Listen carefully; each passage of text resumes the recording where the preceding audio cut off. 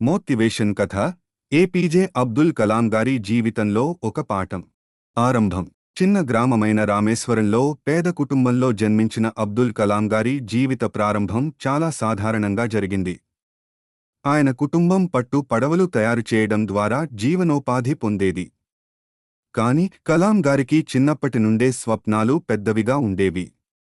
ఆయన ఆలోచనలు ఆకాశాన్ని తాకేంత విశాలంగా ఉండేవి. పట్టుదల మరియు కష్టపడే తత్వం. తన చదువు పట్ల ఆయనకు ఎంతో మక్కువ ఉండేది.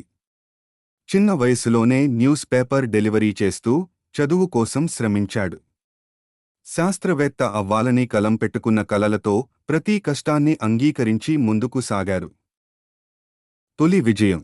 ఇంజనీరింగ్ చదవాలని కలాం గారు తహతహలాడారు.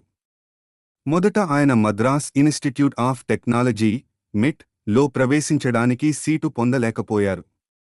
కాని ఆయన నిరుత్సాహం చెందకుండా మరింత కష్టపడి రెండవసారి ప్రయత్నించి అడ్మిషన్ పొందారు. అక్కడ ఆయన బోధకుల నుండి ఓ ముఖ్యమైన పాఠం తెలుసుకున్నారు.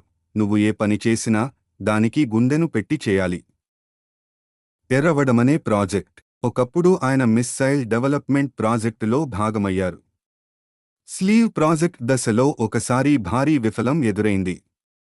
అప్పుడు ఆయన బాస్ సతీష్ ధావన్, విఫలమైనప్పుడు నిందనెత్తేవారు ఉండొచ్చు, కానీ విజయవంతమైనప్పుడు మీకు కీర్తి లభిస్తుంది అని చెప్పారు.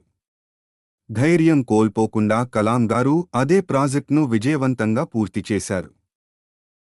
సందేశం. అబ్దుల్ కలాం గారి జీవితం మాకు కొన్ని ముఖ్యమైన పాఠాలు నేర్పుతుంది. కష్టపడటం. ప్రతి కలకి కష్టపడితేనే సాధ్యమవుతుంది. నిరుత్సాహం వద్దు. విఫలమైన తర్వాత కూడా ప్రయత్నం చేయడం జీవన గమనంలో అత్యవసరం. సాధారణ జీవితం.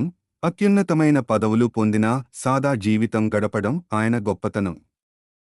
చివరగా, కలాం గారు మనందరికీ ఓ జీవన మార్గం. డ్రీమ్ డ్రీమ్ డ్రీమ్ కనబడిన స్వప్నాలను నిజం చేయడమే మన లక్ష్యం అన్న ఆయన మాటలు ప్రతి ఒక్కరి హృదయంలో నిలవాలి. ఆయన జీవితం మనకు స్ఫూర్తి. కలలు కనండి, కష్టపడి పని చేయండి, ప్రపంచానికి మీ గొప్పతనాన్ని చూపండి.